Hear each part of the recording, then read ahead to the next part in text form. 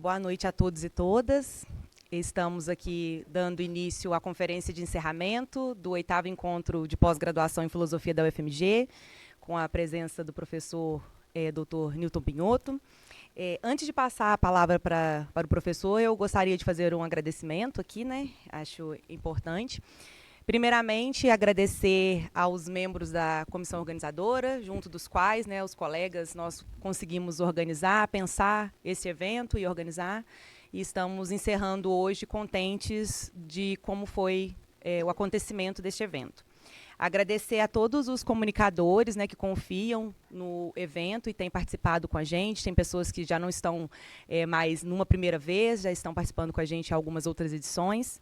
Agradecer aos debatedores também, né? Exemplo, a Verena, que veio do Rio para poder debater aqui os trabalhos. Então, muito obrigada, vocês são de fundamental importância. Agradecer aos nossos conferencistas, que ao longo da semana têm contribuído para os diálogos durante o evento. Aos nossos monitores da graduação, muito obrigada. Sem vocês, o evento também não seria como é. E aos nossos ouvintes, né? Sem dúvida, essa participação é também fundamental. Hoje, a conferência de encerramento ela se dá no eixo Inteligência e Política, e o nosso convidado é o professor Newton Pinhoto, que dispensa apresentações. Eu até comentei com os colegas, se eu fosse falar o currículo do professor aqui, eu ficaria algum tempo apresentando. Mas, de suma importância, destacar que o Newton é professor aposentado aqui do departamento e pesquisador CNPq nível 1A. Então, professor, eu passo a palavra para que o senhor possa conduzir.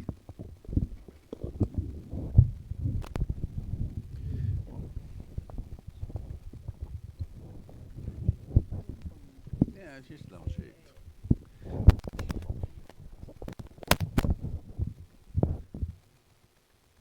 Boa noite a todas e todos.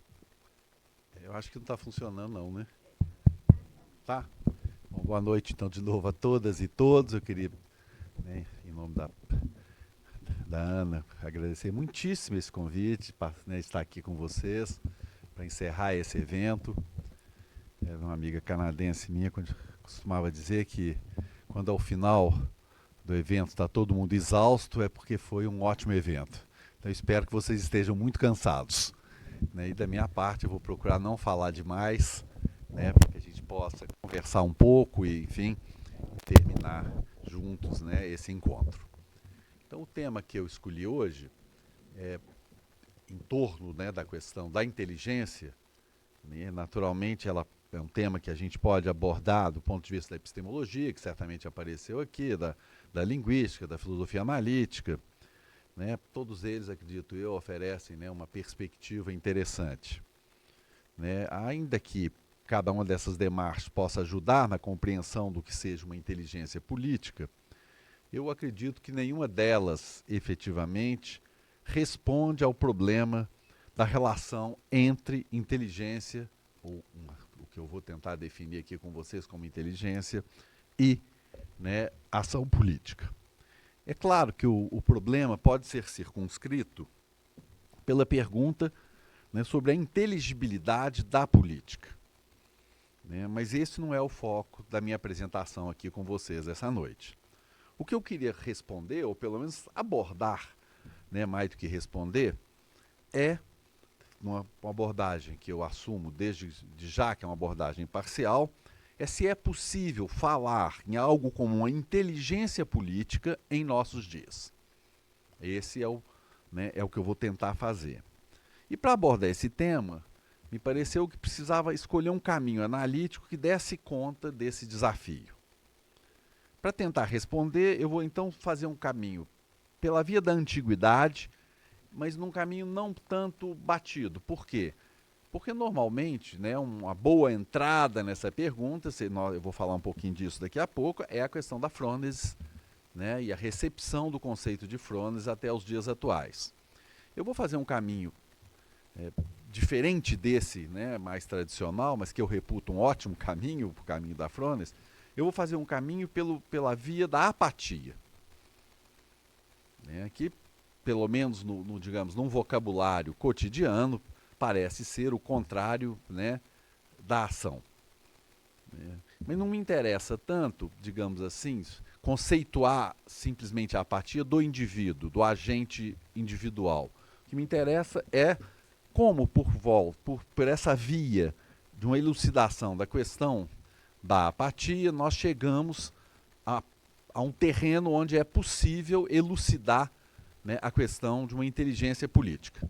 Então, já avanço, eu começo, portanto, na antiguidade, depois eu passo por duas abordagens contemporâneas, né, da questão da apatia, que é a abordagem dos hiperconservadores, estou pensando aqui na escola italiana do começo do século XX, mas não só a italiana, do Mises, Pareto, enfim, em que a apatia tem um papel importante. Depois eu passo para o lugar onde a apatia, hoje, nos nossos dias, tem também um papel fundador, que é numa forma do liberalismo tradicional. Eu vou aí pegar um liberal dos nossos tempos, Rawls, e eu vou terminar, né, com um pensador aqui presente, o Elton Adverse, que tem feito, né, um percurso em direção a uma resposta possível à questão da ação, né, e de uma inteligência de ação nos tempos presentes. Então esse é o percurso que eu vou tentar fazer com vocês. A noção de prudência, né, a famosa frôneses aristotélicas, foi de fato o conceito que ao longo de séculos, né, respondeu, né, digamos, a essa minha pergunta, né, o que é uma inteligência política e não inteligência da política. E a gente sabe, os que aqui, né, vêm da área dos estudos antigos, que tem uma montanha de trabalhos, né, sobre essa questão, alguns excelentes, né, e que nos ajudam muito, né. Não vou voltar propriamente a esse tema, né, as muitas acepções do conceito e como ele foi sendo apropriado ao longo do século, mas queria apenas lembrar, para a gente refrescar junto a memória, né, que a prudência em Aristóteles, eu cito, tem relação com as coisas humanas. Eu estou citando Aristóteles, né, e com aquelas que admitem deliberação, pois o prudente tem como função principal a de bem deliberar. E ele continua: a prudência não tem por objeto somente os universais, mas ela deve ter também conhecimento dos fatos particulares, pois ela é da ordem da ação, e a ação tem por objeto as coisas singulares. Razão pela qual algumas pessoas ignorantes, a tradução aqui é minha, então, né, vocês desculpem aí, eu achei que o termo ignorante cabia aqui, né? Não é muito, digamos que não é muito tradicional essa tradução, mas eu acho que, né, fica essa, né? Mas razão pela qual algumas pessoas ignorantes, que na verdade o sentido seria que não tem o saber formal, é esse que é o sentido, né? São mais qualificadas para a ação do que outros que detêm algum conhecimento. À luz dessas afirmações, né, a gente poderia seguir o caminho sugerido, né, por Enrico Berti e tentar esclarecer a relação entre as ciências políticas contemporâneas e a prudência. Ainda que não tenha se dedicado especificamente ao tema da ação, em seu belo livro sobre o tempo em Aristóteles, Fernando Rey Puente tem razão quando insiste em afirmar, eu cito o Fernando Rey Puente, que a principal diferença entre o artista e o político, isto é, o homem prudente, eu gostei dessa cutucada do Fernando, o homem político, ou seja, né, o homem prudente, reside na diferença entre os fins por eles almejados. Né, vem agora o pedaço da citação que me interessa, pois uns são atividades, os outros são certas obras que estão além daquelas. Se o estudioso brasileiro nos ajuda a pensar a distância que separa o prudente dos que produzem e, portanto, não têm a contingência no horizonte das suas atividades, é isso que me interessa, aquele que produz não precisa considerar a contingência, né? Esse é um dos lados, prudência, ausência de contingência, produção, né, da coisa material.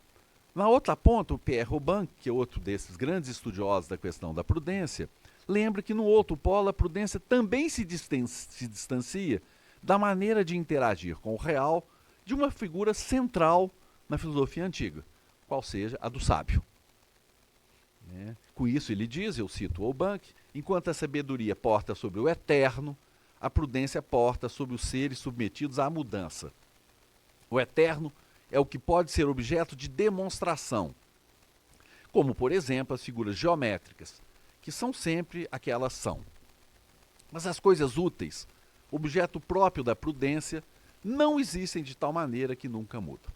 Então, a primeira coisa a assinalar é esse meio termo realmente da prudência, não nos quadros das virtudes, simplesmente como na Ética Nicômaco, né? Mas nessa polaridade entre, né, o lugar da contingência, que como nós vamos ver é o lugar da ação, desde Aristóteles, né, e dois polos possíveis que não tocam na contingência, o da produção da vida material e a da sabedoria que lida com o que é eterno.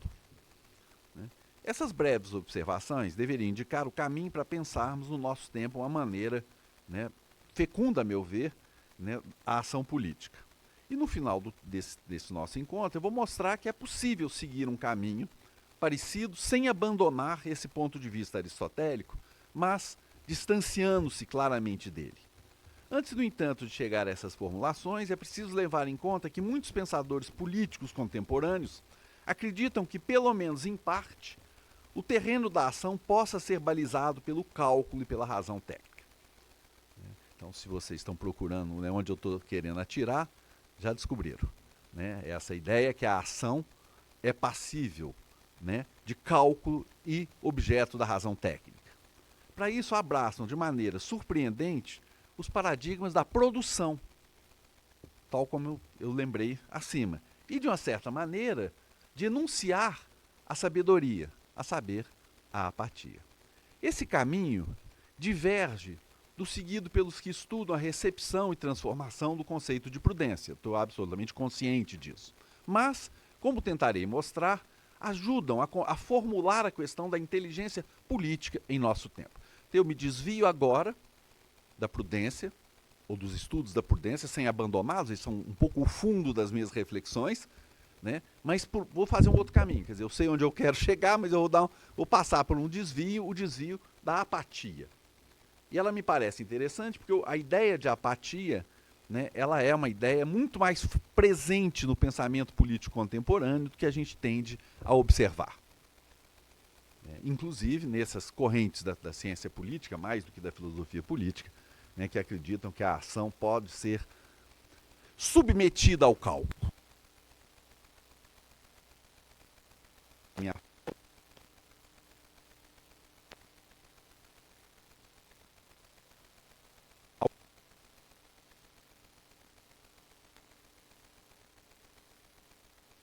Ponto de partida da apatia,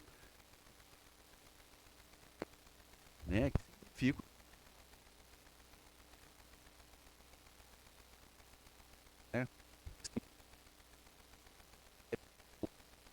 significados variados, mas que aqui fica desde os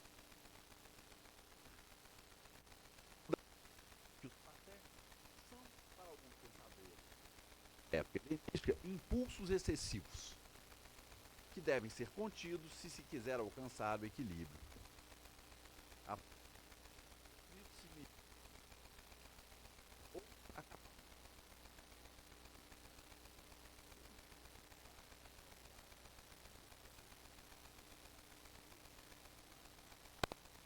Quer dizer, é um pouco,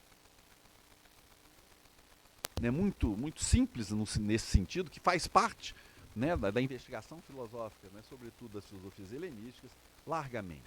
Uma das suas formulações mais conhecidas,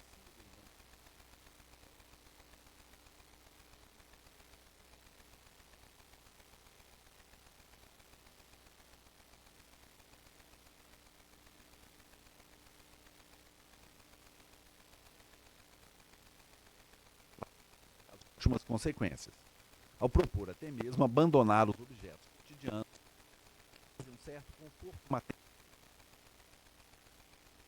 pleno.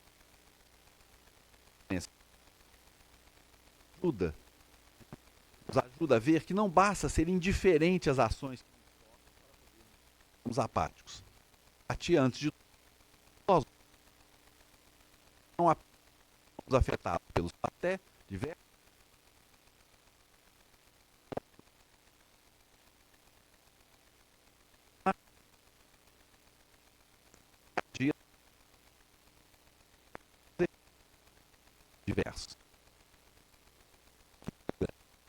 magnífica do Diógenes, depois da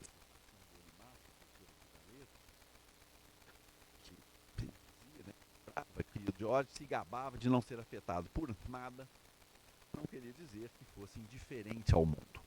Ao contrário, ele reagia aos acontecimentos. E como resume Georges Laércio, eu cito o Georges Laércio, ele afirmava se opor à fortuna com sua segurança, à lei com sua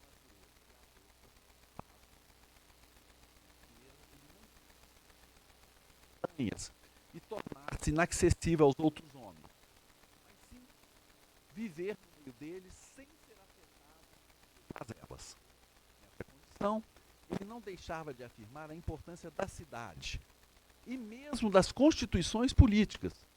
Como nos reporta Diógenes Laércio, eu cito, ele falava ainda da lei, dizendo que não se pode governar sem ela. Sem polis organizada, a cidade não serve para nada. Nesse sentido, a cidade deve ser uma polis, uma comunidade política, uma politeia. Sem a polis, a lei não serve para nada. Assim, a cidade. Apesar do caráter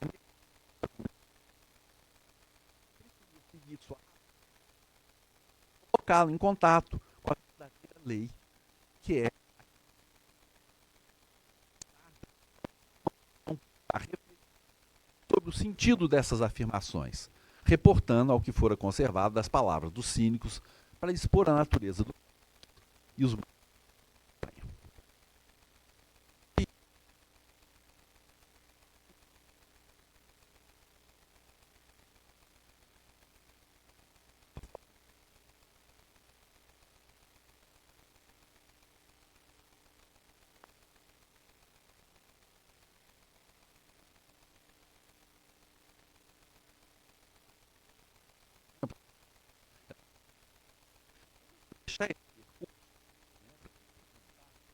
nossa conversa, porque, né, essa ideia, né, digamos assim, da isenção das paixões, né, traz o polo da ação para o polo do sábio, que é a figura oposta, em um certo sentido, né, ao terreno ocupado pelo prudente. Então, se a apatia ela não é contrária à cidade, no entanto, ela implica numa certa maneira de viver a cidade. É como se eu dissesse viver a cidade à distância da própria cidade. A questão da ação fica em suspenso, porque as ações são causadoras de emoções. Né? E, nesse sentido, né, impedem o conhecimento verdadeiro dos universais e, portanto, também da natureza de homens e mulheres. E esse é o ponto, né, que interessa. As ponderações que eu acabei de fazer, claro que longe de esgotar o sentido que a apatia tinha para as diversas correntes da filosofia helenísticas, ajuda a compreender que na origem do seu uso no pensamento ocidental, a noção de apatia indicava a vontade de viver em conformidade com a razão e evitar os excessos decorrentes da tumultuada vida da alma. Esse é o ponto que eu queria sublinhar, né, digamos, nessa rica tradição antiga do conceito de apatia. Olhando desse ponto de vista, é difícil pensar em uma figura pública, hoje, que pudesse ocupar, por exemplo, o lugar do sábio estoico, ou mesmo do cínico em sua época. Em primeiro lugar, não é mais possível pensar que as paixões são simplesmente opostas à razão e devem ser extirpadas.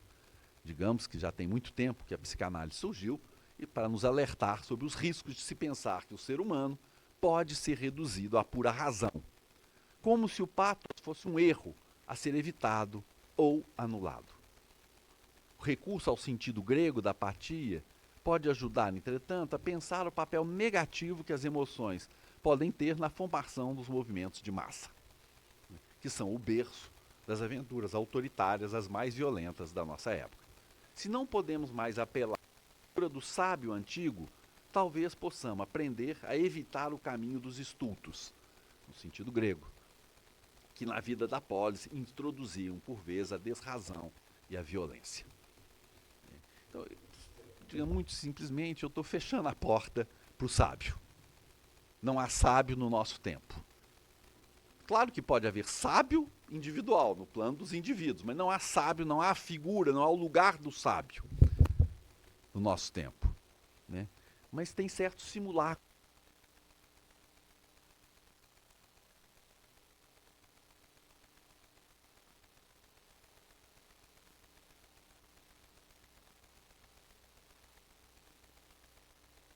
Humano em geral. Um desses operadores, para não ficar muito abstrato, é a noção de interesse.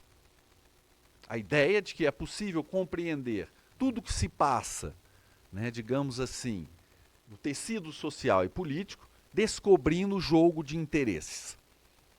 Quando a emoção aflora, ela esconde um interesse. O interesse é o fundo de razão a partir do qual eu posso falar. Então, eu posso falar, mas mais importante para mim aqui hoje, eu posso calcular. Então, destituir do lugar do sábio.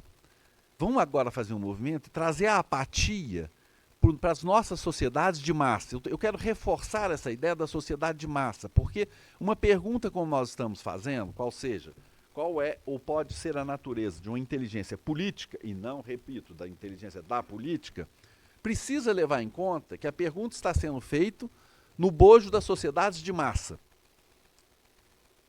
Acho eu que muitas vezes, até pela dificuldade dessa abordagem, nós descuramos um pouco a ideia de que nós estamos falando de sociedade de massa, com as suas peculiaridades.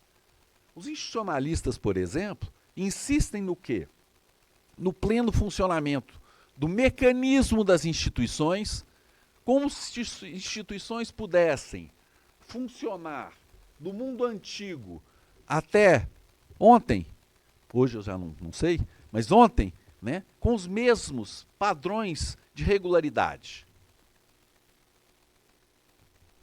Bom, uma primeira abordagem da apatia, e que vai acontecer nos pensadores conservadores do começo do século XX, vai fazer um movimento interessante, que é o quê? Né? Deixa de lado a apatia filosófica, deixa de lado a sabedoria e faz da apatia, né, o inverso, a marca das sociedades de massa. Né? São pensadores que hoje muitas vezes a gente descura, né, pouco presta atenção, mas que, a meu ver, tem uma grande importância para entender o mundo de hoje. Né? Eu estou pensando em Veblen, em Gaetano Mosca, em Pareto e até mesmo em Robert Michels. Não estou dizendo que eles constituem uma escola, seria falso isso, cada um tem a sua especificidade. Mas é possível dizer que todos eles participam de uma forma mais ou menos intensa a ideia de que há uma separação entre as elites e a massa dos cidadãos. E que é essencial para o bom governo das sociedades. É isso que nós normalmente assim, colocamos um rótulo de teóricos das elites. Eles são muito diferentes entre eles, mas essa ideia da separação é muito clara e aí todos eles partilham. Né? E um livro clássico, por exemplo, o Veblen define o que chama de classe ociosa, como aquela, ele diz, que se acha em grande proporção ao abrigo da pressão daquelas exigências econômicas prevalecentes em qualquer moderna comunidade, organizada altamente industrial. Ora, esse grupo destacado da sociedade não possui a mesma relação com a política que a maioria da população. Então, o Veblen vai definir o que ele chama de elite, dizendo que cabe a essa classe determinar, em linhas gerais, qual o esquema de vida que a comunidade deve adotar. Como decente ou honroso. É a sua missão das elites preservar, por meio de preceito e exemplo, esse esquema de salvação social em sua forma mais elevada. E aqui nós temos, então, uma restituição da figura do sábio por meio de uma espécie de compreensão das sociedades de massa a partir dessa cisão entre elites e povo. Aqui a apatia sai do eixo cínico estoico, ela vai para as massas e uma suposta sabedoria do real permanece com uma elite. Então Então, as massas, né, poderão, né, digamos assim, ao sabor das ideias da época, permanecerem submissas e recebendo seus benefícios do, entre aspas, bom governo. É preciso lembrar que essas ideias, gente, circulavam muito na Europa, né, diante da Primeira e entre as duas guerras. Né, basta lembrar, na França, pensadores como Barrès, Sorel e outros, né, que denunciavam a democracia parlamentar como uma impostura. O poder, segundo eles, no caso segundo Sorel, só pode ser exercido por uma minoria, capaz de agir a partir de seus interesses de maneira organizada e unitária. Né? A forma motriz do poder das elites deve ser a organização de seu projeto de forma vertical e o uso de todos os meios para chegar aos resultados desejados. Não se trata de recorrer à força como ferramenta central da dominação, pois ao longo do tempo o uso da violência pode se tornar contraproducente, mas de manter os grupos que compõem as sociedades unidos em torno do recurso ao aparato jurídico, às ideologias e a uma administração que não deixa margem para a improvisação. Esse é um discurso que a gente reconhece, não sei se para vocês tem o mesmo efeito, mas é um discurso que a gente poderia dizer que foi escrito por certas figuras das elites mundiais hoje, ontem. Trata-se de alienar a maior parte das pessoas. Essa é uma crítica que até o dia de ontem era feita à democracia. Por quê? Porque a democracia tende à horizontalidade. E essa é a sua fraqueza. Né? Enquanto a teoria das elites, ela é necessariamente vertical. E essa verticalidade opõe sabedoria, conhecimento, eu que estou mantendo a palavra sabedoria, não são eles não mantêm, e apatia. Esse, então, digamos, é a régua dessas teorias.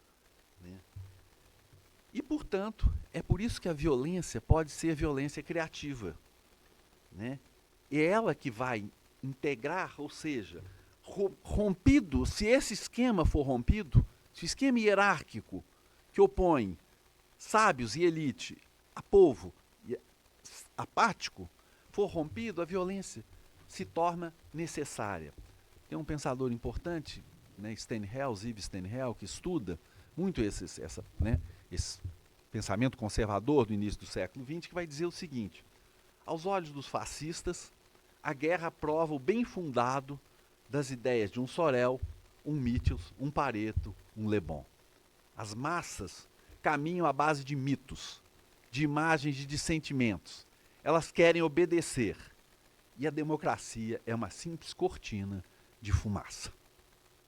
Aqui eu já dou uma olhada para o professor Elton aqui, que tem desenvolvido um importante trabalho sobre a importância do conceito de ideologia nos nossos dias. Ele está aqui em conformidade com essa ideia, acredito eu. É bom que ele pode corrigir se eu falar bobagem, né? Porque justamente, quer dizer, o que o Yves Stenhel está dizendo? Né? É que é preciso, para que essa distância entre as elites e o povo apático funcione, uma espécie de neblina. E essa neblina é o que o Elton chama de ideologia. Por quê? Porque ela obscurece o real, ao mesmo tempo que ela fornece, estou seguindo o Elton, uma suposta inteligibilidade da realidade. E por isso que ela faz funcionar. Ora, nós voltamos a viver no mundo contemporâneo uma era das ideologias. Se é que algum tempo nós tenhamos deixado de viver nessa névoa. Eu vou então, eu estou preocupado com o tempo, eu vou dizer simplesmente que nessa lógica, a apatia tem um claro sentido político. Mas ela é um bem para os que desejam uma sociedade ordenada. Ou seja, manter o povo apático, aparentemente, é um bem, segundo princípios oligárquicos e mesmo fascistas. A participação dos cidadãos, além das esferas restritas da vida comunitária, como acontecia no começo do século XX, com os sindicatos, partidos revolucionários, a gente tem que lembrar, gente, que as primeiras décadas do século XX foram momentos extraordinários de participação. A estrutura sindical italiana, por exemplo, era notável. Ela não é que existia um sindicato ali, outro, não. Ela estava na Itália inteira. né? Ela pertencia às cidades e as cidades tinham com ela uma relação forte. Tanto é que foi um dos primeiros objetos a ser destruídos pelos fascistas. Nesse sentido, eles tinham uma plena compreensão, né, de que tinha que reduzir aqueles aderentes aos sindicatos, aos partidos, à apatia. Era preciso retirar-lhes a capacidade da ação. Ora, em um país como o Brasil, com forte tradição autoritária e oligárquica, nós podemos medir o efeito que tem na esfera pública essa espécie de aceitação do caráter natural da apatia. Tomando as manifestações populares de cultura e irreverência como prova da incapacidade do povo de atuar na arena política, como se preferissem o circo e o pão, né, expressão clássica, né, da antiguidade, mas que o Paul Vine, né, popularizou. Os arautos das teorias das elites pretendem transformar em marco teórico a descrição dos percalços enfrentados até aqui pela população mais pobre para fazer valer seus direitos e seus projetos de vida. Uma elite autonomeada se dispõe a governar como se a defesa de seus interesses privados pudesse ser tida como benéfica para a totalidade da população. A apatia nessa situação, olhada como um bem, desde que restrita às camadas populares. A indiferença diante dos acontecimentos que nos surpreende e entristece é nessa lógica, não apenas natural às massas, mas necessárias para o desenvolvimento do país. Eu vou dar um salto curioso. Onde que nós encontramos, além do pensamento conservador, digamos assim, uma certa adesão a uma visão positiva da apatia, né? Em vários pensadores liberais. O recurso aqui agora não é mais a elite, a cisão elite-massa, né? Mas a ideia de que a vida política deve se transferir quase que integralmente para a lógica das instituições. Se as instituições funcionam, indivíduos não precisam participar. Então, o desiderato da apatia não tem a mesma função da teoria das elites. Mas seja como for, nega a ideia de que nós precisemos de uma inteligência política para construirmos a liberdade. A liberdade, na sua forma da democracia das instituições, pode sobreviver, né, sem que eu tenha que desmontar, né, essa contraposição povo-elite. Rawls, né, não falou propriamente muito diretamente da apatia, mas ele afirma o seguinte, estou citando: em primeiro lugar, cada pessoa deve ter um direito igual ao sistema mais vasto de liberdades de base, igual para todos, que seja compatível com o mesmo sistema para os outros. Em segundo lugar, as desigualdades sociais e econômicas devem ser organizadas de maneira tal que nós possamos razoavelmente esperar que elas sejam vantajosas para todos e que elas sejam ligadas a posições e funções abertas a todos. Eu estou citando um Rawls de base, né? Esse aqui é o núcleo do pensamento rawlsiano.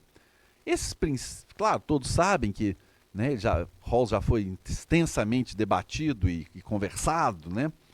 E ele afirma, digamos assim, essa prioridade da justiça no que eu chamaria de uma sociedade atomizada, né, que tem seu fundamento, né, na pessoa, no self, e não na comunidade. Porque, na lógica liberal, a pessoa é o ponto final no processo de descobrimento dos fundamentos da vida em comum. E é por isso que o pensador Rawls pode dizer, eu cito, pois a pessoa, o self, é anterior aos fins que são afirmados por elas. Eu não estou fazendo aqui nada mais do que descrever alguns princípios muito conhecidos, muito clássicos do liberalismo. Claro, quando a gente fala liberalismo, por isso eu estou citando o Rawls, é preciso tomar cuidado, que trata-se de uma tradição, né? Mais do que de uma escola, simplesmente, é uma tradição com muitas idas e vindas, com muitas diferenças. Mas é difícil, né, digamos assim, deixar de lado, quando a gente fala do liberalismo, essa preeminência do direito do indivíduo. A ideia de uma sociedade de átomos individuais. Afinal, a própria modernidade, né? É um processo de construção dessa liberdade que, de alguma maneira, se expressa, em primeiro lugar, no indivíduo. Né? Por isso ele diz que, ainda que a sociedade seja concebida como uma empresa de cooperação em vista da obtenção de vantagens mútuas, ela é caracterizada ao mesmo tempo por um conflito de interesses e pela identidade desses mesmos interesses. Recusando o que ele chama de sociedade privada, ele trata então de expor dois traços distintivos do que seria a sua sociedade bem ordenada. Uma sociedade bem ordenada para Rawls é aquela, eu cito, em que cada um compreende os primeiros princípios que devem determinar todo o sistema durante gerações. E cada um tem o firme propósito de aderir a esses princípios em seu projeto de vida. Pensadores liberais como Rawls não fazem propriamente a defesa da despolitização e da apatia. Não é exatamente isso. Mas participar da produção das leis e respeitá-las é parte do contrato que deve ser o fundamento de toda sociedade democrática liberal. E é nesse quadro conceitual, no entanto, que a apatia não deve ser temida, uma vez que cabe às instituições criadas pelos próprios cidadãos defender os valores comuns e aplicar as leis fundamentais. O cidadão apático não é visto como uma ameaça ao Estado de Direito, desde que seja capaz de lutar por seus interesses dentro do quadro jurídico vigente. A não participação nos negócios do Estado não é vista como um problema, mas é algo neutro, desde que seja o produto de decisão livre dos atores. É assim que a apatia se incrusta no pensamento liberal. Não há elogio, não é um saber filosófico, não é um atributo das massas, mas é algo neutro, de tal maneira que, se as pessoas não querem participar, né, basta a expressão que nós ouvimos no Brasil intensamente nos últimos 10 anos: as instituições estão funcionando. Quem não ouviu essa expressão 300 vezes? Durante o impeachment da presidente Dilma, nós ouvimos 500 vezes que nada estava ocorrendo porque as instituições estavam funcionando. Veja bem, que as instituições funcionem formalmente, né, é algo que um sujeito que mais ou menos conhecido, Napoleão, né, já sabia no final do século XVIII, que é assim que ele organiza, na modernidade, o primeiro grande golpe de Estado parlamentar. O famoso 18 Brumário, ele não ocorre com as tropas matando todo mundo, não. Napoleão dá um golpe com parlamentares, inclusive com o nosso querido CIE estava lá. Junta com a turminha de parlamentar. Não, vamos mudar isso aqui. O primeiro golpe parlamentar é dado dentro das instituições. Então, o fio da navalha aqui, em relação à apatia, é essa ideia, né, de que, se as instituições estão funcionando, né, nós estamos no melhor dos mundos, que os cidadãos fiquem em casa. Não haverá problema nenhum. Por quê? Porque o sistema formal e jurídico é aquele que sustenta a democracia. A democracia é um sistema de leis, é claro que é um sistema de leis. Nenhuma comunidade humana não tem leis, sejam escritas ou não, pouco interessa, né? Mas basta que essas leis estejam traduzidas formalmente. Kelsen, né, venceu a batalha com Carl Schmitt, por boas razões, evidentemente, mas também nos traiu, que nos fez crer que o direito pode ser uma ciência meramente formal. Ela tem de ser formal, mas ela não pode ser meramente formal. Então, essa é uma herança kelsiana que nós até hoje lutamos com ela, justamente porque ela admite a apatia.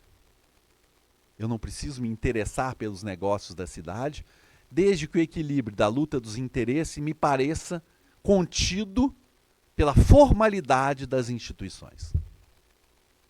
E agora eu chego ao meu último ponto, que é tentar responder com vocês se existe, né, se é possível formular uma inteligência política nos dias de hoje, em que bases. É chegado, portanto, o momento de retornarmos às nossas primeiras afirmações e pensar se é possível, no mundo contemporâneo, falar da capacidade de ação distante do paradigma da produção,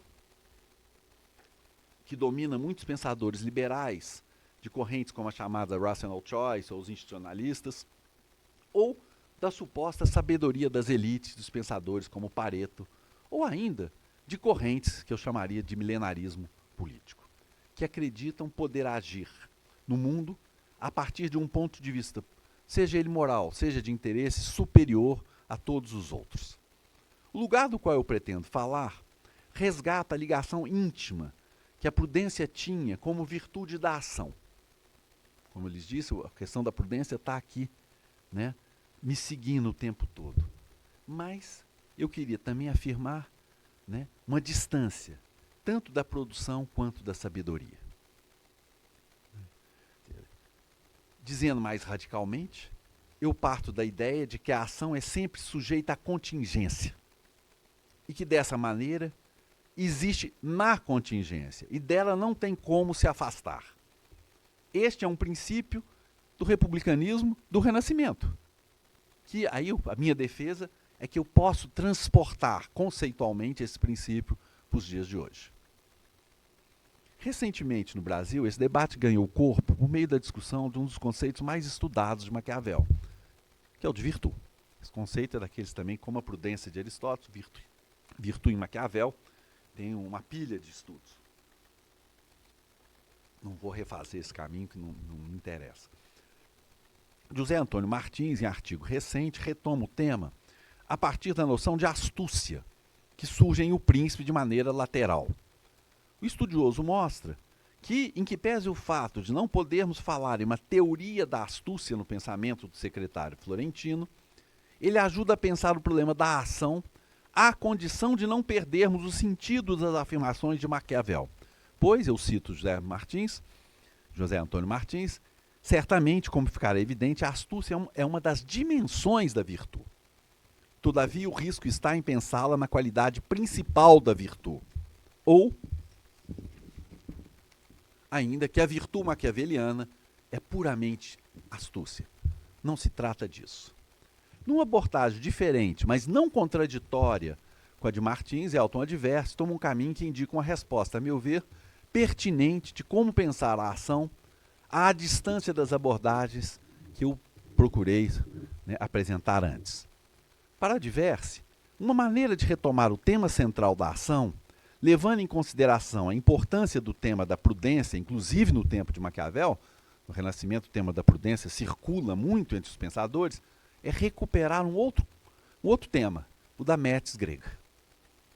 Sua hipótese de trabalho é a seguinte, eu cito Elton. Se examinarmos o problema da prudência em Maquiavel, à luz da noção de metis, poderemos obter certos benefícios epistêmicos e evitar alguns inconvenientes.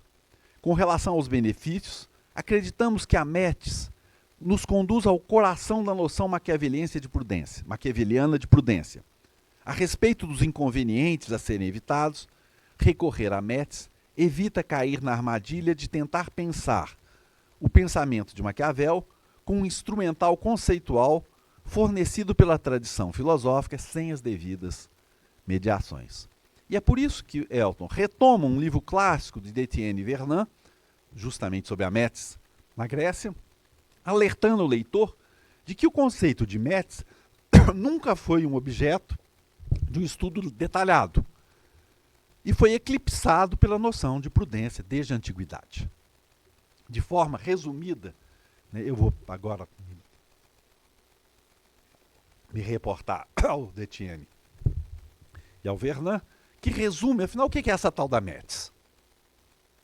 Dizem eles, o indivíduo dotado da metis, seja Deus ou homem, quando é confrontado a uma realidade múltipla, mutável, que seu poder ilimitado de polimorfia torna quase inapreensível, não pode dominá-la, quer dizer, cercá-la no limite de uma forma única e fixa, sobre a qual ele tem domínio, senão se mostrando ele próprio mais múltiplo, mais móvel, mais polivalente ainda do que o seu adversário. Como resumo adverso, eu cito, a metis, portanto, não é um conceito. Trata-se de uma categoria mental que se deixa apreender apenas em baixo relevo, imersa em uma prática que não se preocupa absolutamente em explicar sua natureza nem justificar sua demarcha. Então, o que o Elton nos oferece é uma entrada para perguntar o que é uma inteligência política em sociedades conturbadas, inapreensíveis no seu limite, por conceitos únicos. Gente, porque nós todos aqui, ainda mais nós da filosofia, imagino que a maior parte aqui seja da filosofia, que entre nós somos fascinados pela metafísica. Eu tenho um fascínio irrestrito pela metafísica. Por quê? Não fosse eu, discípulo do Elton, eu estaria aqui dizendo o quê?